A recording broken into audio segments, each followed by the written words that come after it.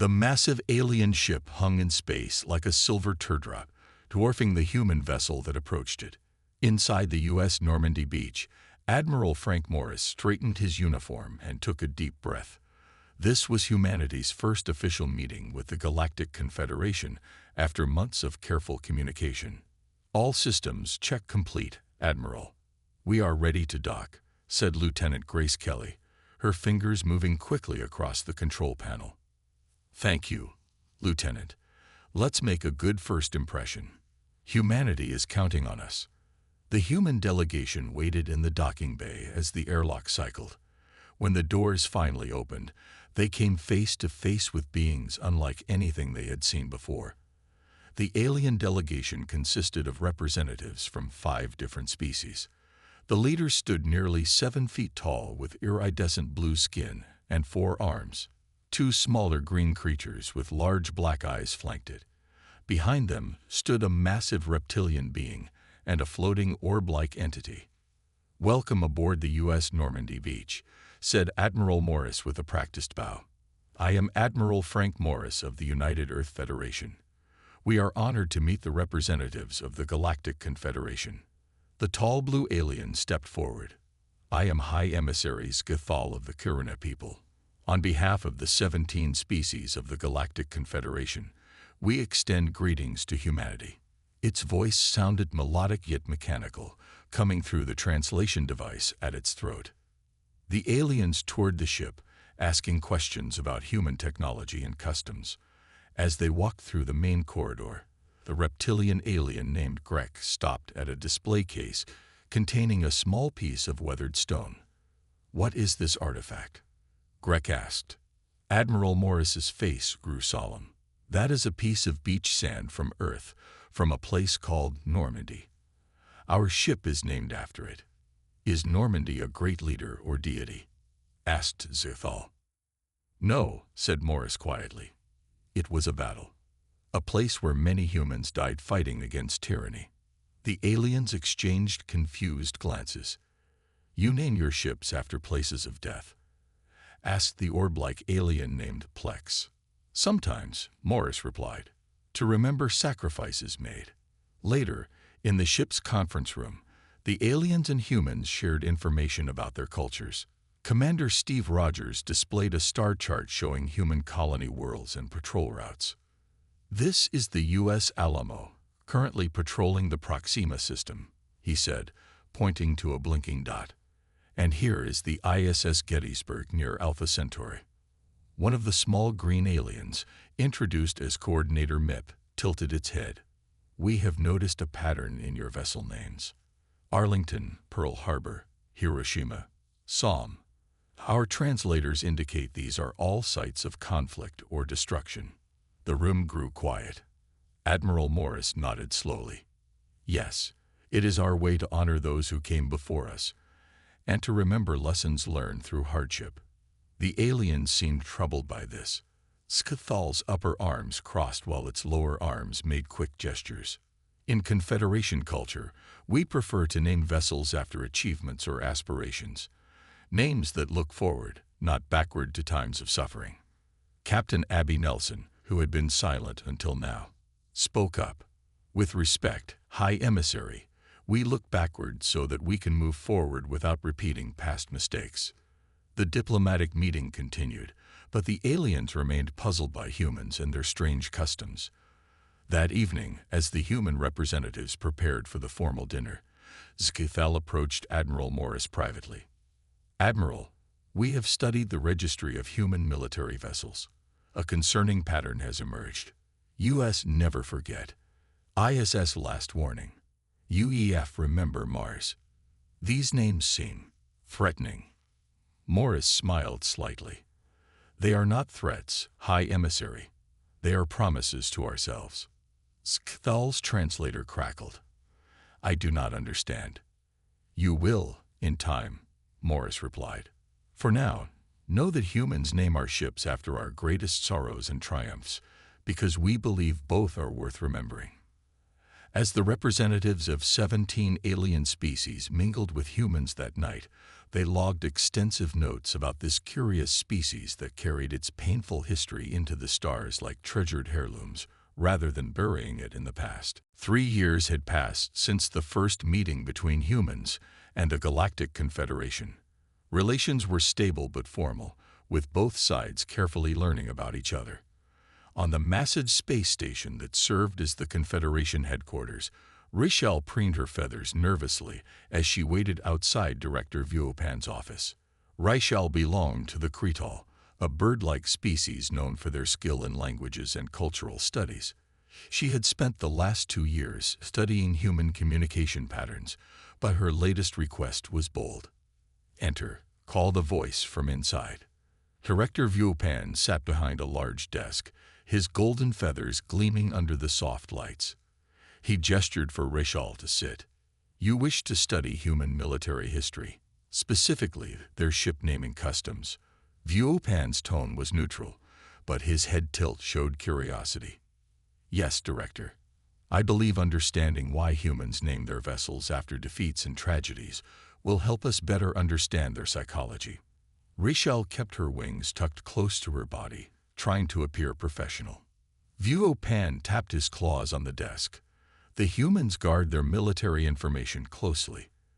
They may see this as prying. I have prepared a formal research proposal. I will only ask for information they are willing to share." After a long pause, Vuopan nodded. "Very well. I will approve your request, but be careful. We still know little about how humans react when they feel threatened." 1 week later, Richelle found herself aboard the human space station Harmony Point. She was led to a small office where a human woman waited. The woman wore a blue uniform with silver pins on the collar. "I am Lieutenant Lisa Warren, Historical Archives Division. I've been assigned as your liaison." The human's voice was flat, her expression guarded. "Thank you for meeting with me. I am Richelle, linguistics specialist." She tried the human greeting gesture of extending her wing hand, which Lieutenant Warren shook briefly.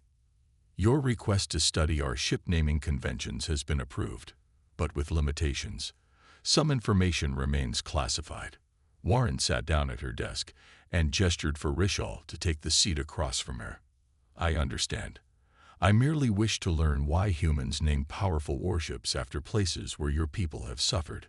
Warren's expression softened slightly. "It's complicated. Let's start with something simple. Are you familiar with the U.S. Arizona?" Richelle checked her notes. "It is a heavy cruiser patrolling your outer colonies." "Yes, but it's named after an earlier ship, which was named after one of our states. The original U.S. Arizona was destroyed in a surprise attack that brought our nation into a world war. Over 1,000 sailors died when she sank."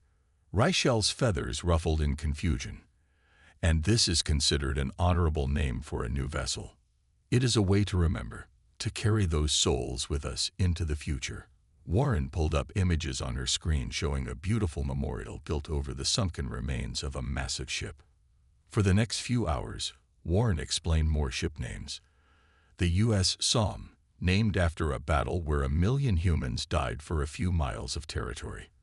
The UEF Hiroshima, commemorating the first city destroyed by atomic weapons. As the day ended, Richelle felt more confused than when she started. "Lieutenant Warren, in Cretal culture, we name our ships after great victories or hopes for the future. Names that inspire pride. Why do humans choose to remember pain?" Warren looked out the window at the stars before answering. "Our worst moments have shaped us as much as our best ones. We name our ships after tragedies not to celebrate them, but to say, never again." On her way back to her temporary quarters, Richelle passed 2 human officers talking urgently. "Have you heard? The XL Ferric Empire attacked 3 Confederation outposts in the Vega sector. Completely destroyed them. Damn insects. The Confederation doesn't have enough firepower to stop them." "Maybe not, but we do. I heard they're sending the U.S. Never Again and the ISS Final Warning to help."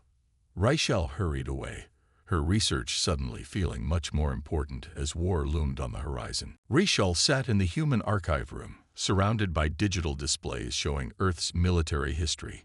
For 2 weeks, she had studied countless battles, defeats, and victories that humans considered worthy of remembering. Today, Lieutenant Warren had granted her access to files about 3 specific ship names.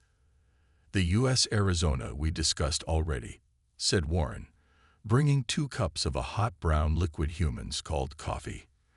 "Today we'll look at the U.S. Assam and the UEF Hiroshima." Reichel accepted the coffee carefully, having developed a taste for the bitter drink. "Thank you. I am eager to learn more." Warren pulled up images of a muddy battlefield covered with broken trees and countless bodies. The Battle of the Somme happened in 1916, during what we called World War I.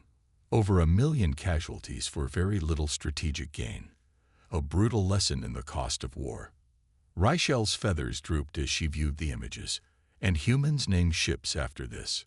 Horror. To honor those who died. To remember the lesson. Warren's voice grew quiet. "The U.S. Somme is one of our most powerful defensive vessels. Its mission is to prevent such pointless loss of life." Next, Warren showed images of a city reduced to ash, with a strange mushroom cloud rising above it. Hiroshima was the first city destroyed by an atomic bomb. It marked the beginning of an age when humans could destroy ourselves completely.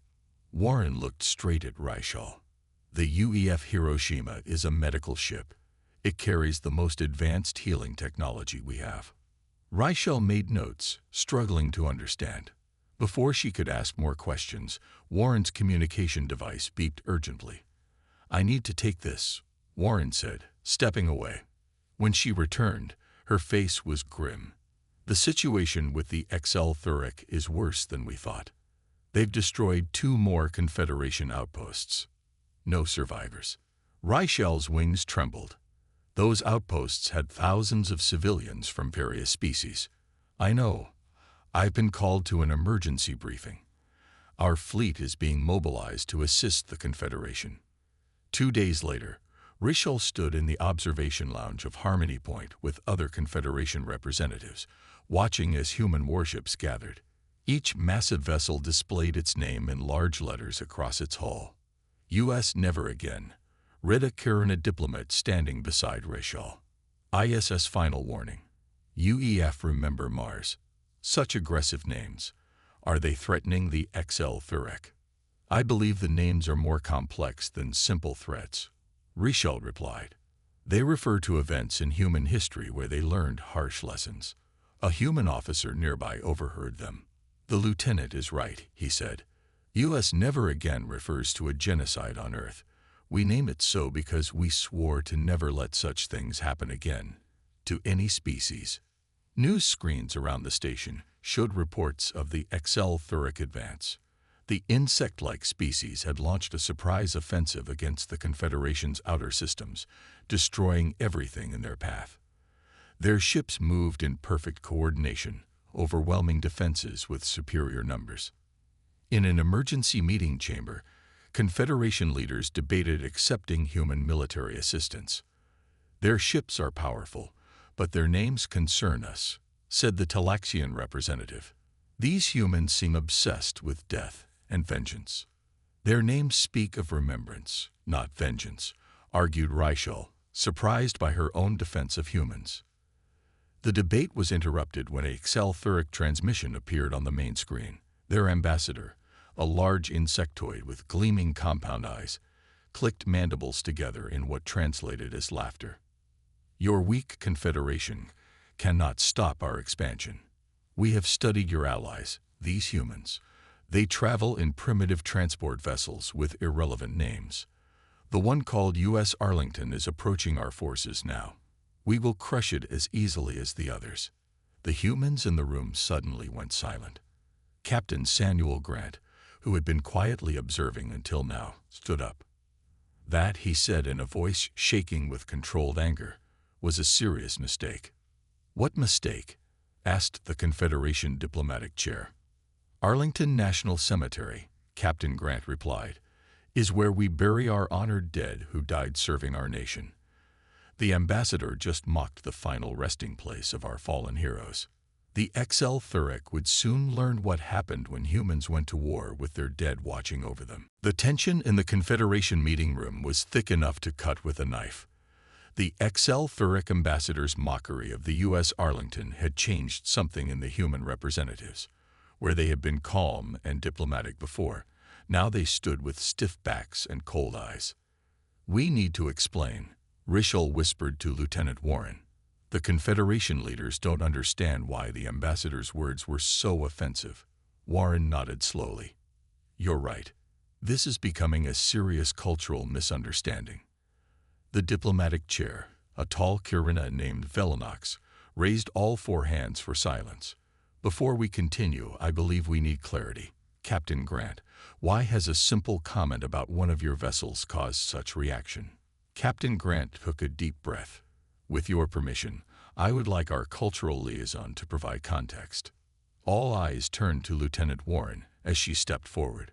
She activated the room's display system, showing images of a beautiful, peaceful cemetery with endless rows of white stones.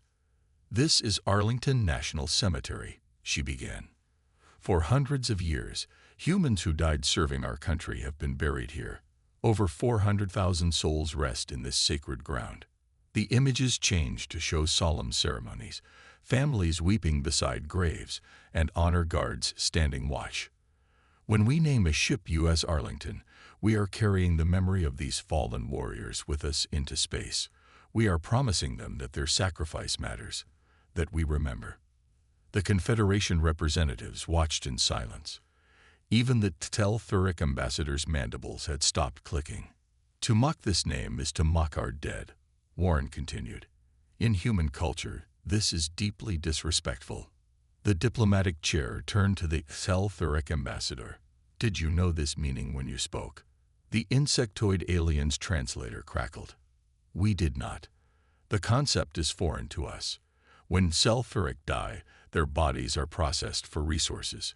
We do not remember individuals." "This explains much about your culture," said Captain Grant coldly. Velnox sensed the growing hostility. "I believe we should return to the matter at hand." The XL Thuric fleets continue to advance toward Confederation core systems. We must decide whether to accept human military aid. One of the smaller Confederation representatives, a jellyfish-like Medellin, pulsed with light as it spoke. "We remain concerned about human intentions. Their ship names seem focused on conflict and death. U.S. never forget.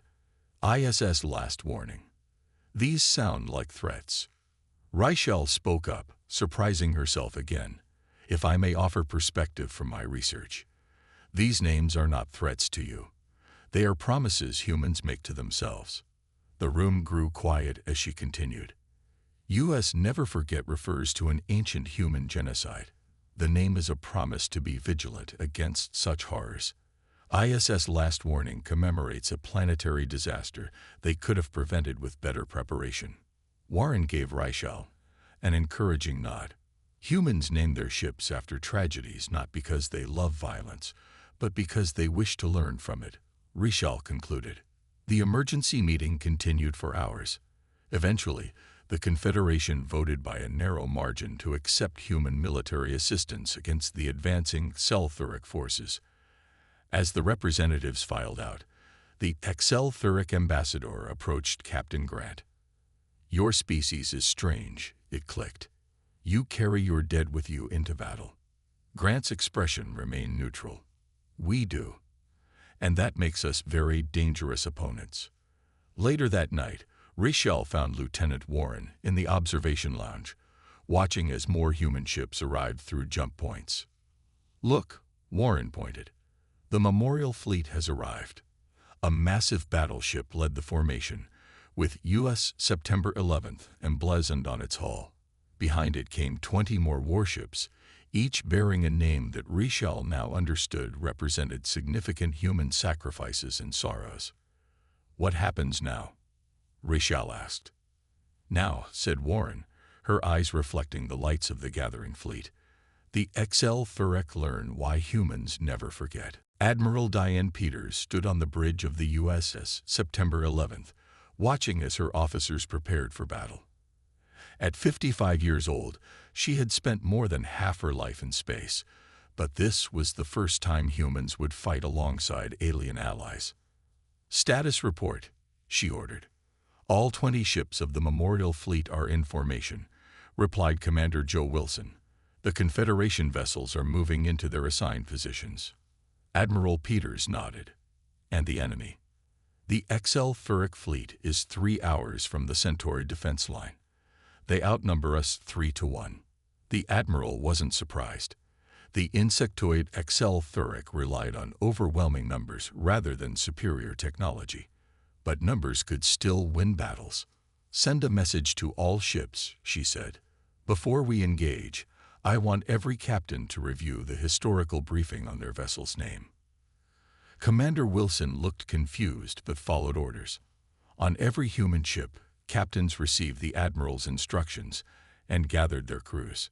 On the U.S. Alamo, Captain Bill Harris showed his crew images of a small fort where a few hundred defenders had fought to the last man against thousands of attackers. On the U.S. Pearl Harbor, Captain Susan Lee reminded her crew how a surprise attack had awakened a sleeping giant. On the U.S. Thermopylae, Captain Kyle Martinez told the ancient story of 300 warriors who held a narrow pass against an empire. In the Confederation Command Center, representatives from 17 species watched these briefings with growing confusion. "Why waste time on history lessons before battle?" asked a reptilian Soren commander. Reichel, now serving as cultural liaison between humans and the Confederation, tried to explain. "They draw strength from their history. These stories remind them why they fight." Admiral Peters invited Confederation leaders to a final strategy meeting aboard the U.S. September 11th. As they entered the ship's conference room, they passed a wall display showing 2 tall towers, their destruction and the aftermath. "What is this place?" asked Velnox, the diplomatic chair. "The World Trade Center," Admiral Peters said quietly. "Terrorists destroyed these buildings, killing thousands of innocent civilians. It changed our nation forever. And this is why your flagship bears this name." "To remember criminals?" asked a Medellin representative, pulsing with confusion. "To remember the innocent. To remember that there are things worth fighting for," Peters replied. "Every ship in the Memorial Fleet carries a similar story." The Admiral turned to a large tactical display. "Now let's discuss our battle plan." The Confederation leaders were surprised by human tactics. While Confederation doctrine favored cautious engagement and strategic withdrawal when outnumbered, humans proposed holding firm against superior forces. "This plan seems emotional rather than logical," said the Soren commander. "You will lose ships unnecessarily." Admiral Peters smiled slightly. "Sometimes you must be willing to sacrifice to achieve victory. This is another lesson our ship names teach us." As the meeting ended, Rachel approached the Admiral privately. "My research suggests humans fight differently when defending something meaningful. Is this why you named your ships as you did? To always feel you are defending something important?" The Admiral considered the question. "That's quite insightful. When we fly into battle on a ship named after fallen heroes or great tragedies, we fight not just for ourselves, but for their memory." Hours later, the combined human and Confederation fleet faced the advancing Thuric Armada. The insect-like ships moved in perfect coordination, a swarm of destruction that had crushed all previous opposition. Admiral Peters stood calmly as the enemy approached. She opened a channel to all ships, human and alien alike. "This is Admiral Peters of the USS September 11th. Remember why we're here. Remember who we're fighting for. Stand firm, and we will prevail." The XL Thuric expected the smaller fleet to scatter before their superior numbers. They did not expect the human ships to advance directly toward them, the names of humanity's greatest sorrows and sacrifices gleaming on their hulls as they charged into battle. Space lit up with weapons fire as the 2 fleets clashed. The XL Thuric ships moved like a single organism, trying to surround and overwhelm the smaller human and Confederation forces. But the human ships fought with unexpected determination, refusing to retreat even when taking heavy damage. On the bridge of the USS September 11th, Admiral Peters remained calm as reports came in from all sectors of the battle. U.S. Pearl Harbor reports shield damage but continues to engage, said Commander Wilson. U.S. Alamo is surrounded but holding position. Good, the Admiral replied. And the Confederation vessels? They're following standard doctrine, engage and withdraw when threatened. Their casualties are minimal, but they're not pressing the attack. Peters nodded. She had expected this. The Confederation forces fought logically, preserving their ships and crews. It was a sound strategy, but not the one humans were using today. In the Confederation Command Center, Richel watched the battle displays with growing concern. The human ships were taking significant damage but refusing to retreat to safer positions. They fight as if they don't care about survival, said a Kurina officer beside her. That's not it, Richel replied. They fight as if something more important than survival is at stake. On the communications channel, they heard a Xel commander addressing the human fleet. Your tactics are illogical. You are outnumbered and outmaneuvered. Withdraw now, and some of your ships may survive. Admiral Peters' response was calm and clear. This ship is named U.S. September 11th because we don't forget those we've lost. We honor them by standing firm. The Xel commander seemed confused by this answer. Your ship names are irrelevant to this battle. You're wrong, Peters replied. They're the very reason we will win.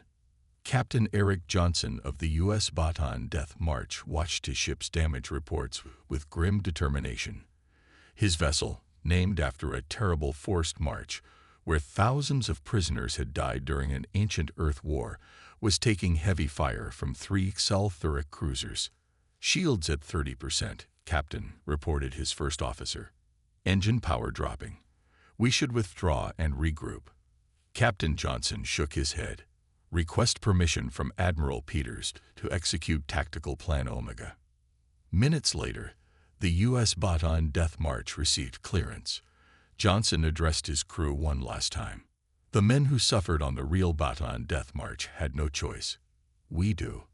And we choose to make our sacrifice count. The damaged human warship suddenly accelerated to maximum speed, driving straight into the heart of the Xel formation. Its remaining weapons fired continuously, clearing a path. What are they doing? Asked Velnox, watching from the Confederation Command Center.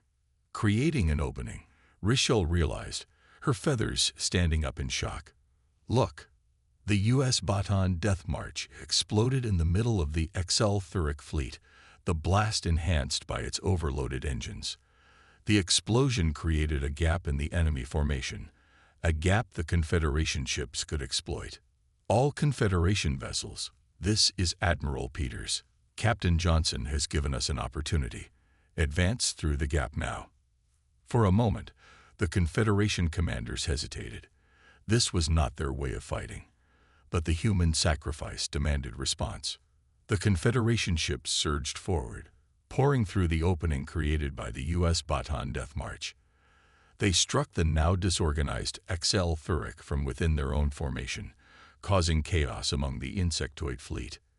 U.S. Arlington, U.S. Normandy Beach, moved to support the Confederation breakthrough, ordered Admiral Peters. All remaining ships pressed the attack. Don't let Captain Johnson's sacrifice be in vain. Across the battlefield, human ships fought with renewed fury. When asked why they refused to withdraw despite taking critical damage, one human captain simply replied, "This ship is named U.S. Freedom. People died for that word. We won't dishonor them by retreating." The Xel who discarded their dead without remembrance, could not understand the power that drove humans to fight beyond logical limits. They began to realize they were facing an enemy unlike any they had encountered before, an enemy that carried its greatest sorrows into battle like weapons. 2 weeks after the battle, representatives from all 17 Confederation species gathered on their central space station. The Xel fleet had been defeated, with the remaining enemy ships retreating to their own territory. Victory had come at a cost. 6 human ships and 3 Confederation vessels had been lost, with many more damage. Today was a ceremony to honor those who had fallen. The Great Hall was filled with aliens of all shapes and sizes, with a human delegation standing near the front. Admiral Peters stood among them, her uniform adorned with medals, but her face showing the weight of those lost under her command. The diplomatic chair, Velmox, stepped onto the central platform. His usually bright blue skin seemed paler than before. Today we honor those who gave their lives to protect the Confederation. We especially recognize the sacrifice of the U.S. Bataan Death March and its crew, without whom victory would not have been possible. A large screen displayed the image of Captain Eric Johnson and his ship. Many of the gathered aliens bowed their heads or made gestures of respect according to their customs. Before we continue the ceremony, Velmox said, the Confederation Council has requested a special presentation. Rishal of the Kretal has completed her research on human ship naming conventions. In light of recent events, the Council believes all members should understand this important aspect of human culture. Rishal stepped forward, her feathers neatly groomed for the occasion. Lieutenant Lisa Warren stood nearby, giving her an encouraging nod. Honored representatives, Rishal began. For the past 3 years, I have studied why humans name their ships after tragedies and sorrows. After witnessing their bravery in battle, I believe I finally understand. She activated a display showing images of human history, memorials, battlefields, and ceremonies of remembrance. Humans name their vessels after their greatest losses for 3 reasons. First, to remember those who died. Second, to carry the lessons learned through hardship. And third, to make a promise to themselves and others. The Great Hall was silent as she continued. When humans fly into battle aboard the U.S. Never Again, they are promising that they will fight to prevent genocides, not just for their own species, but for all peoples. When they name a ship U.S. Arlington, they are honoring their dead and drawing strength from their memory. Rishal moved through her presentation, explaining how ship names like U.S. Pearl Harbor reminded humans to remain vigilant, while U.S. Thermopylae celebrated the power of sacrifice for a greater cause. What we initially misunderstood as aggressive or threatening names are actually promises. Promises humans make to themselves, to their ancestors, and now to their allies. Near the end of her presentation, Rishal showed footage from the recent battle. The U.S. Bataan Death March charging into the enemy formation, the U.S. Alamo fighting while surrounded, the U.S. September 11th leading the final push. The XL Thurek cannot understand why humans would name ships after defeats or tragedies. This is because the XL Thurek discard their dead and forget them. But humans remember. And this remembrance gives them strength beyond logic or numbers.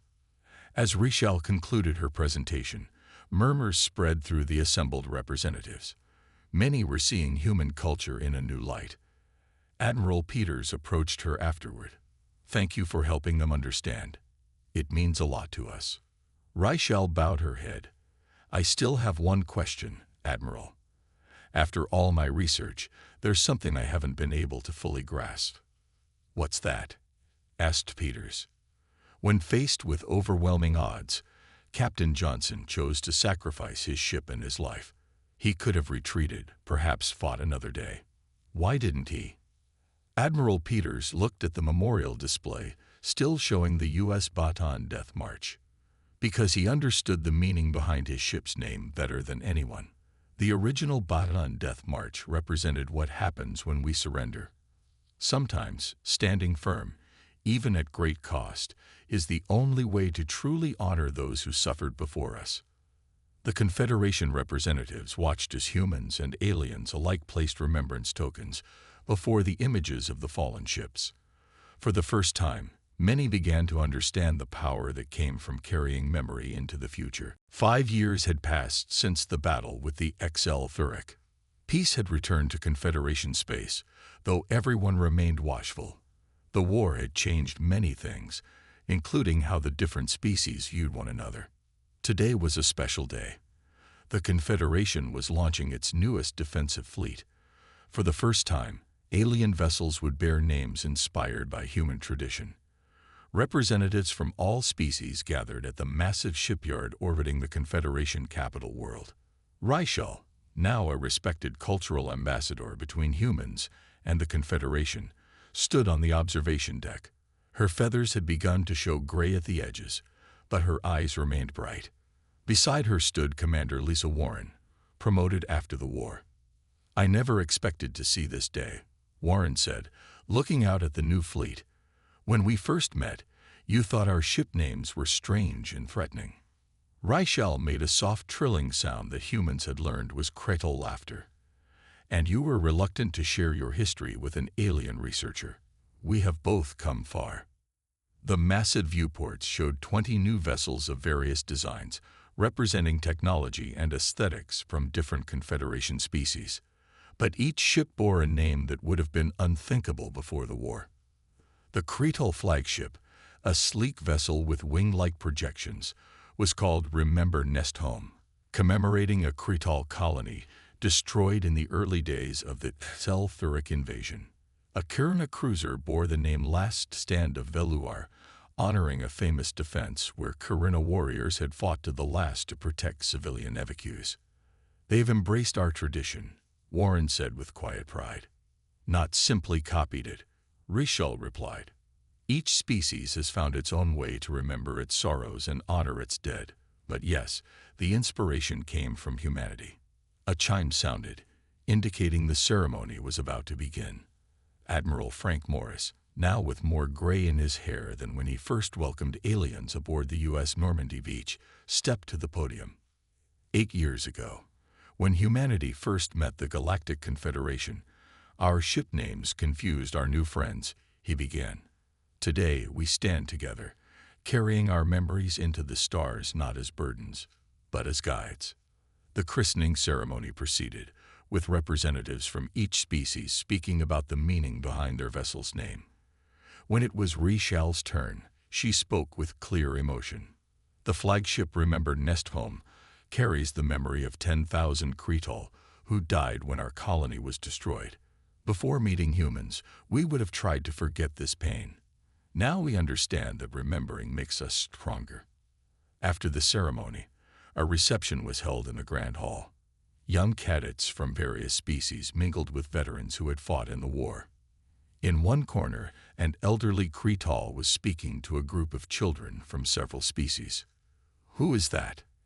asked Warren, noticing how attentively the children listened. "That is my mother," Rachel said with pride. "She has become a storyteller, sharing the tradition we learned from humans. She teaches the young ones why we name our ships as we do." They moved closer to listen. Rachel's mother was gesturing with her wings as she spoke. "We name our ships after our greatest sorrows," she was saying, "so that as we journey through the stars, we carry with us the promise that such things will never happen again. This is what the humans taught us, and it has made us all stronger." Later that evening, a joint memorial service was held aboard the newest human vessel to join the Confederation Defense Force. Its name, displayed proudly on its hull, was U.S. We Stand Together. Representatives from all 17 Confederation species stood alongside humans in the ship's memorial hall. Each placed a token of remembrance on the central altar, not just for their own dead, but for those of other species as well. Admiral Morris stood beside Rachel as the ceremony concluded. "When we named our first ships after our sorrows, we never imagined it would become a galactic tradition." Rachel's feathers rippled gently. "The universe has learned that remembrance is not weakness, it is strength. Your ship names taught us that." As the assembled beings bowed their heads in a final moment of silence, the stars continued their eternal dance outside the viewport, bearing witness to a new understanding between the different children of the cosmos.